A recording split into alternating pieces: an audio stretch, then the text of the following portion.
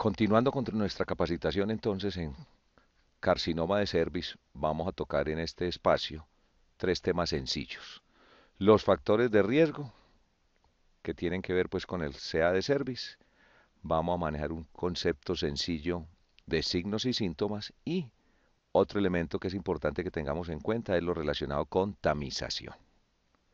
Comencemos entonces con lo que son factores de riesgo. Entonces, una definición sencilla, factor de riesgo nos ayuda a que se desarrolle la enfermedad.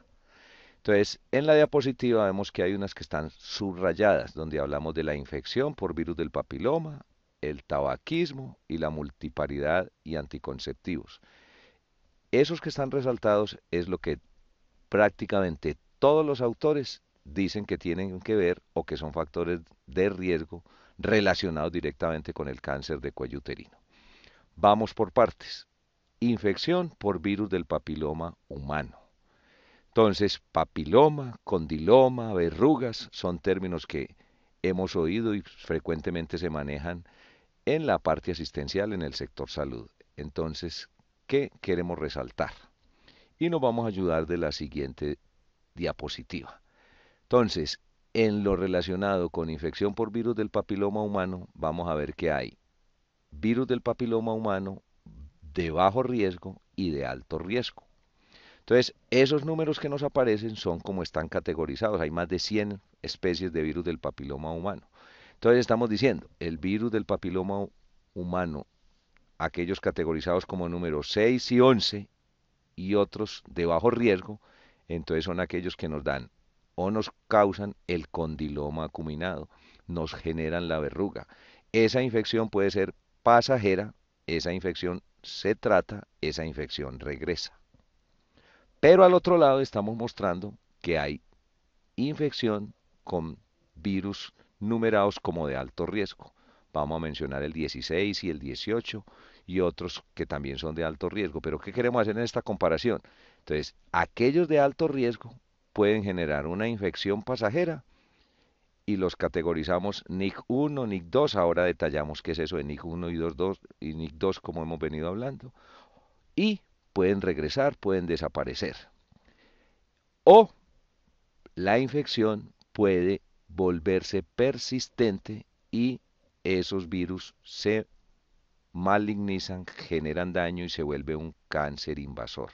O sea que estamos diciendo, hay virus del papiloma humano que terminan en cáncer y hay virus del papiloma que no terminan en cáncer. Entonces, resumamos, perdón. Entonces hay virus de bajo y de alto riesgo. En los de bajo riesgo estamos diciendo aquellos que nos generan las verrugas, el condiloma. En el alto riesgo mencionamos el virus 16 y el 18, son los más comunes en nuestro medio, pero aquí en la lista también nos aparecen el 31, el 33 y el 45. ¿Qué es eso de aguda y crónica? Lo que les acabo de mostrar. A pesar de que son de alto riesgo, unos desaparecen, generan la infección aguda y regresa. Ahí entran los mecanismos de defensa y otros elementos del paciente o de la carga viral que traiga el virus. Y crónica, la infección persiste y estamos diciendo que termina en cáncer. Entonces surgen dos preguntas. ¿Todo virus del papiloma humano termina en cáncer? No. ¿Cáncer es sinónimo de virus de papiloma humano? Tampoco. ¿Qué queremos decir? Para algunos autores dicen, cáncer tiene relación con virus del papiloma. Para que se dé cáncer tiene que haber virus de papiloma, dicen unos autores y ahí mostramos por qué. Otros dicen, no, virus de papiloma humana no es sinónimo de cáncer. Entonces, concluyamos de esta primera parte. Hay virus que persisten, superan las defensas, superan mecanismos que el organismo pueden no defenderse, entonces van a terminar en cáncer. Entonces, lo que queremos decir es, algunos virus del papiloma humano terminan en cáncer, pero no todo paciente infectado por virus de papiloma humano termina en cáncer. Otro elemento importante como factor de riesgo es el tabaquismo. Todas esas sustancias nocivas que tiene el tabaco también se han encontrado en genitales, es decir, hay presencia de esas sustancias que se eliminan o que se encuentran presentes en cuello, en vagina y demás. O sea que el tabaco también tiene relación como factor de riesgo con el carcinoma uterino. Casos de inmunosupresión, pacientes con enfermedades como el VIH, pacientes que estén utilizando medicamentos que generen baja defensas, manejo de patologías o enfermedades que son autoinmunes, cuando el paciente ha sido trasplantado, entonces eso genera una inmunosupresión y la inmunosupresión genera mayor predisposición a sufrir una patología como el cáncer de cuello uterino. Multiparidad, también se ha dicho que personas que tienen más de 4 partos, personas que utilizan anticonceptivos orales, que han utilizado el DIU. Pero ¿qué nos dicen los autores también? Se suspende el uso de los anticonceptivos, se retira el DIU y el factor de riesgo se reduce considerablemente. El DES, el dietiletilvestrol, fue una sustancia que se utilizó y entonces hay autores que hablan los hijos del DES, hijos de madres que utilizaron esto que se utilizó en el pasado para control de los abortos, entonces también lo han asociado con presencia de cáncer de cuello uterino. Ya cosas de menor importancia también hay autores que hablan de que la alimentación y paciente con sobrepeso tienen mayor predisposición a sufrir el SEA de cervix, pacientes cuya dieta incluye pocas frutas y verduras, pero esto no solo para el SEA de cervix, sino para otras patologías, entonces los autores también nos mencionan eso como factor de riesgo. En el caso del cáncer, también familias que tienen antecedentes de cáncer de cuello uterino, se considera que ese antecedente familiar también es un factor de riesgo.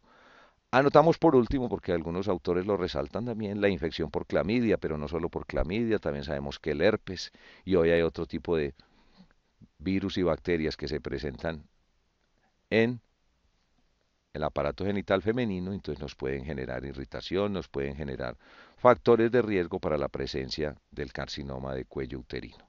Entonces, esos son en esencia, y repito, resalto o señalo o subrayo los que los autores mayormente asocian como factores de riesgo. La presencia o la infección por el virus del papiloma, el tabaco, la multiparidad y el uso de los anticonceptivos.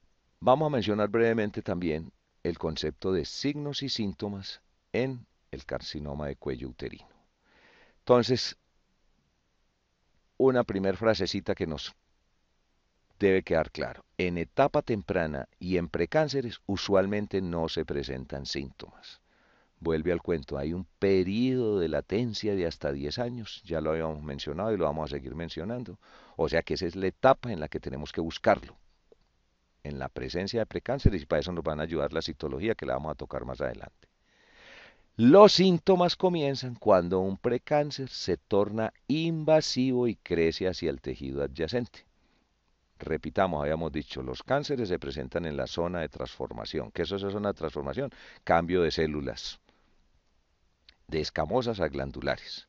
Entonces esa zona de transformación, entonces cuando el cáncer va creciendo, va invadiendo esos tejidos en un proceso lento, ya cuando empiezan a aparecer síntomas, quiere decir que o la paciente llegó tarde o no buscamos adecuadamente la patología durante todo ese periodo.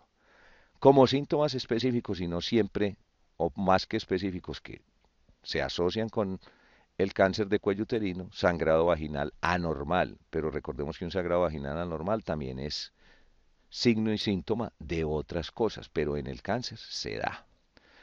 Secreción vaginal inusual, también una sola la sola presencia de secreción vaginal inusual no es síntoma de que va a haber un cáncer uterino, pero en el cáncer se presenta el sangrado anormal y la secreción inusual o también anormal.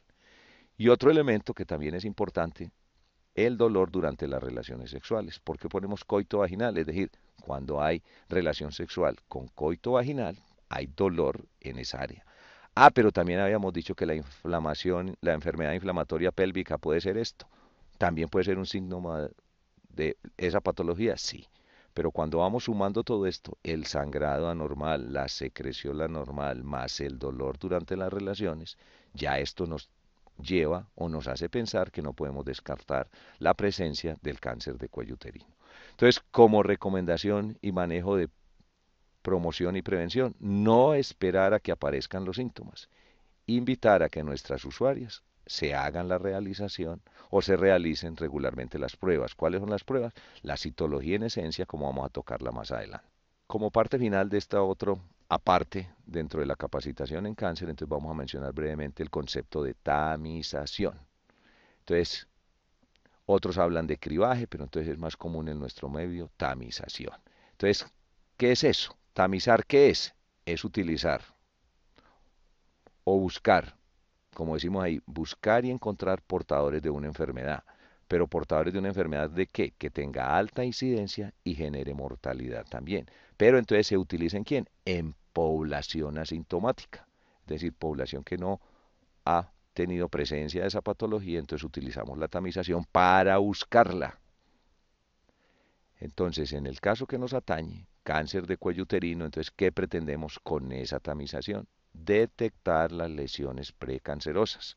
Vuelven los términos NIC2 y NIC3, eso lo vamos a detallar en el modulito siguiente.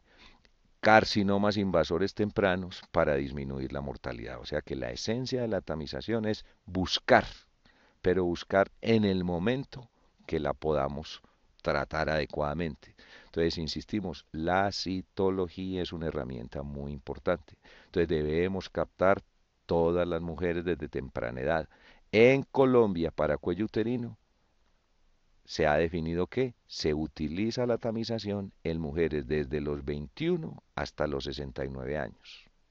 Vamos a ir detallando todos esos procesos con el uso de la citología, colposcopia y biopsia, como vamos a ver más adelante. Aparece un elemento, una anotación importante. Menores de 21 no se tamizan. ¿Cómo así?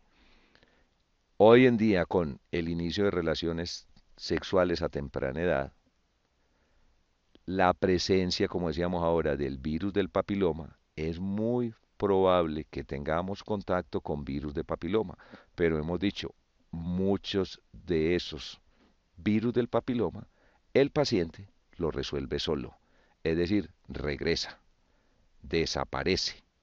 Ahora, también decíamos que hay virus del papiloma humano que se cronifican, que se vuelven malignos. Entonces, en esas jóvenes menores de 21, así inicien tempranamente su vida sexual, no las vamos a tamizar, pero sí les vamos a hacer citología. Hay autores que dicen, mujer que inicia relaciones sexuales, desde que inicia relaciones sexuales tempranas, hay que iniciar también su control con citología. Entonces, hacemos una nueva pausa en este momento para más adelante ya detallar cómo es la lectura de citología y qué otros elementos vamos a utilizar.